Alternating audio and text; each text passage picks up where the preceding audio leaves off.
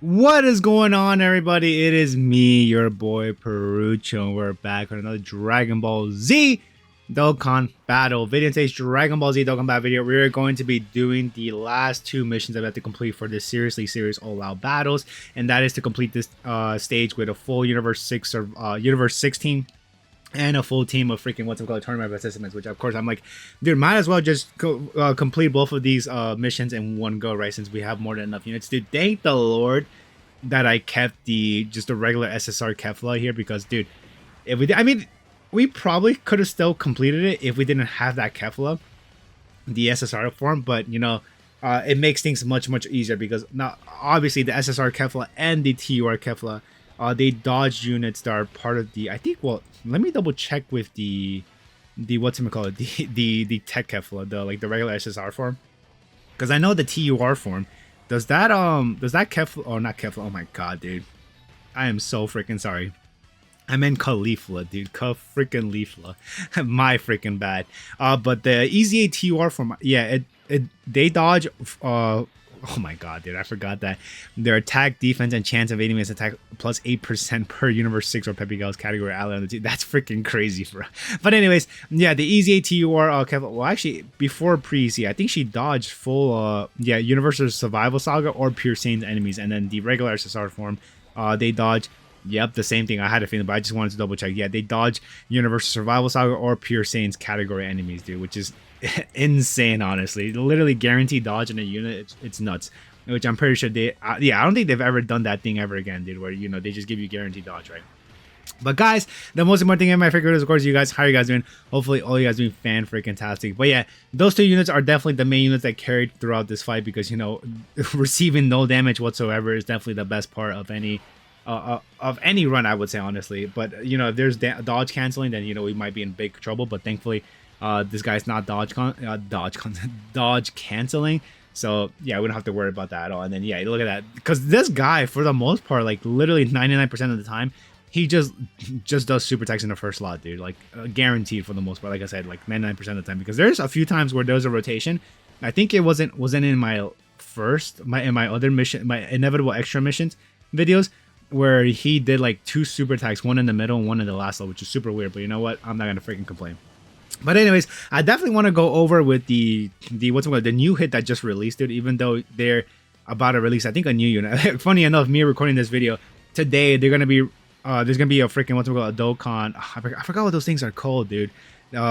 The producer's letter, I think. Yeah, I think that's what they're called. There's gonna be a producer's letter video today, so I'm hoping forward to whatever, you know, part 2 LR they might be releasing for the celebration. But definitely I enjoyed the celebration a lot, dude. The freaking, you know, I mean, although the Super Saiyan Blue Goku was definitely a miss, it kind of sucks. The Super Saiyan Blue Kaioken Goku, you know, wasn't as good as I was hoping him for it to be. But you know what? We did walk out with a freaking pretty beast of a unit, which is of course this freaking int hit, dude, which he's gonna dodge right here. Because I was like, dude, please, you gotta dodge this, because if you do not dodge this, I mean, we probably would have been maybe fine. I'm not sure, but obviously dodging, like I said, better taking no damage than some damage, right? But anyways, let's read off this hit details before he improves. So what's we call it? Hit. Well, I mean, we could read off his leaders because we are running 2 of them. So Universe 6 rapid growth or accelerated battle key plus 3 and HP plus 200%. Holy hell! Attack and defense plus 170%, and then plus an additional HP attack and defense for 50% for characters who belong to the tournament participants or super bosses category. Okay, so literally everybody here is getting the 250% HP boost and the what's it called, 220% boost for freaking attack and defense, which, okay, cool. And then his regular super attack, you know, 12 key, obviously there's the improvements part, but we'll read that afterwards. But he stacks attack and defense and causes immense damage and high chance stunning the enemy. And then passive skill activates the entrance animation when there's another 2 or more tournament participants category allies or another Universe 6 category ally. Activates the entrance animations when there are another 2 or more tournament participants category allies or another Universe 6 category ally or another or just one Universe 6 category ally on the team upon the character's entry. So activating that, I guess, guarantees chance of evading enemy's attack 20%. Oh, okay, no, it's only for 6 turns. Chance of evading enemy's attack plus 20%, defense 160%, and launch an additional super attack for 6 turn, which is awesome, honestly. And then after that, because he is stacking attack and defense for his super attack. But yeah, his basic effects: key +2 attack and defense 200%, and then high chance for one critical hit, and then high chance of enemies attack, and then launch an additional attack that has a great chance of becoming super attack, which definitely is awesome because we definitely want to launch super attack after super attack after super attack. And then when attacking with 12 or more key attack and defense points 100%, for every attack performed, 60% more for his attack within the turn, and then for every attack evaded, defense plus 60% and chance of enemies and his enemies attack plus 6% within the turn. So he could probably get up to when you activate his instant animation, he has 70%. If you dodge at least, I would say 5 times, boom, 100% dodging. That's freaking awesome, dude. And then after that, every time the character performs 3 or more super attacks in battle, attacked enemies attack and defense minus 30%, which is awesome, up to once within the turn, and then seals the attack enemy super attack up to once within the turn. Oh wait, seals them. Oh, but we can't seal the Super Saiyan Blue. Oh my god, there's so many debuffs for this freaking dude's health right now. Like you see, he has the disable enemy action. He can guard the attacks. The evasion. There's the minus. The attack down status and defensive down status. But what? Wait, what? Oh, I think that's probably part of the fight himself, since he has crazy amounts of attack and defense power. But anyways, and then the last part for freaking the hit is when the target enemy is in the following status: HP 60% or less. I think it's attack down, defensive down, stunned, or I guess their super attack is sealed. I don't know what this last part is, but attack plus 60% and attacks guaranteed to hit, which is awesome. Okay, which is why we're able to get the guarantee attacks to hit, because this guy is attack down and defensive down. So that is pretty darn cool, honestly, and awesome. We're getting that off. But yeah, I was gonna go off and read the other hits that we brought on here that I forgot that existed. Well, not the int one in particular, but the physical one that he counters, dude. I think if you dodge the attacks, let me look at his thing. Yeah, after evading attack, counters with a numbers power. Oh, gotcha. Okay, so yeah, it is after he dodges. But anyways, continue on with the hit that after his improvement, which I'm glad that it's like, I mean, it's not a different name, but transforming or improving. He links up literally almost all the links with he links up 6 out of like 7 links with the other hits, which is amazing, right? But yeah, all right, now we're gonna read off this. I think in the next rotation we're gonna be using the active skill to improve my hit. So yeah, let's go see that active skill together, dude.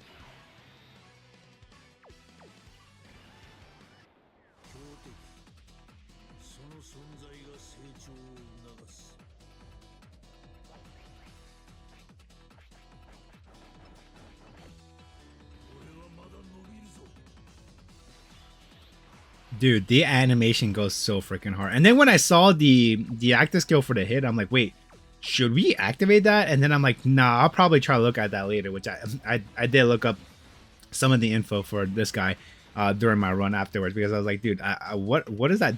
I mean, I'm guessing that obviously it does damage, but I feel like it has other effects as well when you use that active skill, which we're going to read that off shortly. But right now we're going to be reading off the super attack effect, and then the passive skill, and then of course we're going to be going down to the active skill for hit after an improvement. So after you improve with hit, he greatly starts stacking attack and defense, which is awesome, and which of course you definitely want to. Oh, I forgot to read off the conditions to improve as that regular hit. So changes stance due to improvement, and then activation condition for that. It can be activated after the character performs 6 or more attacks in battle, or after the character evades 3 or more attacks in battle once only. Oh, so we definitely want to evade as much attacks as we possibly can with that hit in particular, because of course, I mean, if the boss cancels dodge, and of course we don't want to do that, but we definitely want to evade as many attacks as we can, or at least 3 attacks, honestly, yeah. And then from there we just get the improvement, right, which is something we really want to get to as fast as we possibly can. But anyways, I'll continue on with that hit in particular. Basic effects: key +3 in attack and defense plus 260%, which is a nice jump. I think did the regular one get the... Okay, so you go from 200% to 260%. Okay, and then great chance for a critical hit. Great chance of evading his attack. Also awesome. Guaranteed launch an additional super attack. Amazing. Launches an additional attack. That's a great chance of going to super attack. Also awesome. Attacks guaranteed to hit. Literally built into this guy's freaking kit already. And then attacked enemies attack and defense minus 30%. And then seals the attacked enemies super attack. Which, dude, yeah, this guy is just freaking going insane, bro. And then when attacking with 12 or more ki, attack and defense 160% interrupts the attacked enemy. And then for every attack performed, attack 66% within the turn, which it goes up from 6% from the last one. And then for every attack received or evaded at this point in time, defense plus 66% and chance of evading the enemy's attack plus 6% within the turn, which is really nice. So if you fail to dodge whatever attacks that your enemy starts hitting you, you'll still get the additional 6% for that, right? So that is awesome. And then when all allies attack in the same turn are Universe 6 category characters, foresees enemy super attack, which is definitely a big plus because at least now we know where this guy's going to be super attack each time. So, you know, we see 2 super attacks being launched in the first slot, which, you know, we definitely do not care because of the fact that this little girl is just going to be dodging that guaranteed for us. So, yeah, that is freaking awesome, man. That, you know, the guarantee. I'm telling you, man, the bringing the EZA-TUR Caulifla and then the SSR Caulifla was definitely a big plus, man. I'm glad, like I said, I didn't sell that freaking what's it called SSR the SSR freaking Caulifla, which I think I got the SSR Caulifla Rainbow, or technically the UR state, Dokkan Awaken, or not Dokkan Awaken, Awaken state. Continuing on with the, you know, improvement of hit. When all allies attack, oh, I saw that. And then when receiving an attack from an enemy who is hit by the character's super attack, chance of evading enemy's attack plus 16%. Wait, when receiving an attack from an enemy, oh, okay. So we receive it once. Not only do we get the additional 6% from, you know, the defense, and or from the defense and the chance of enemy's attack by plus 6%, but we get the additional 16%, which is nice. Okay. That's cool. But yeah, that is that hit, dude. Definitely quite a... Oh, and there's the active skill core, which is the freaking time skip Molotov. So cost the ultimate damage, and then when I saw this, delays a single targeted enemy's attack for 1 turn.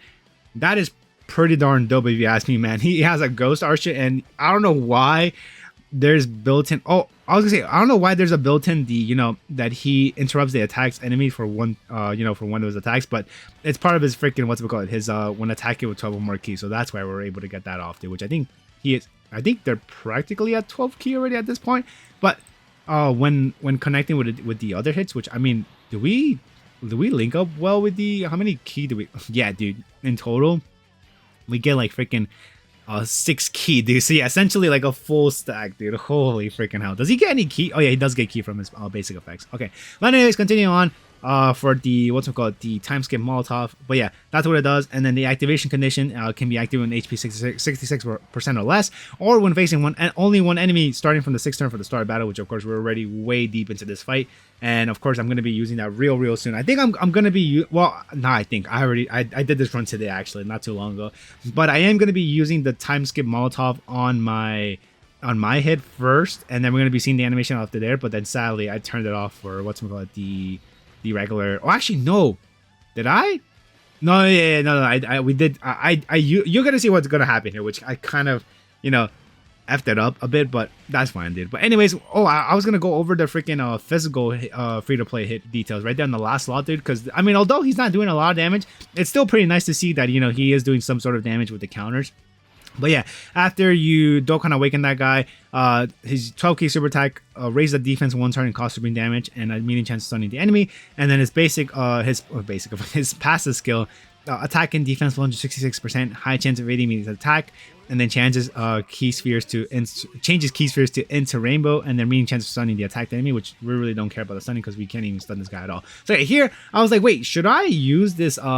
Should I go with this rotation? I'm like, wait, no, I should probably end it off and then use the, you know, put a hit in the first slot because we're close to launching a Dokkan attack, dude. So, you know, might as well just, you know, just use it there. So, you know, yeah, we're going to start this whole thing of rotation again. But this time we're going to be seeing the animation for freaking, what's it called, my hit. So yeah, let's go see that to freaking get there after, you know, the game loads up and whatnot.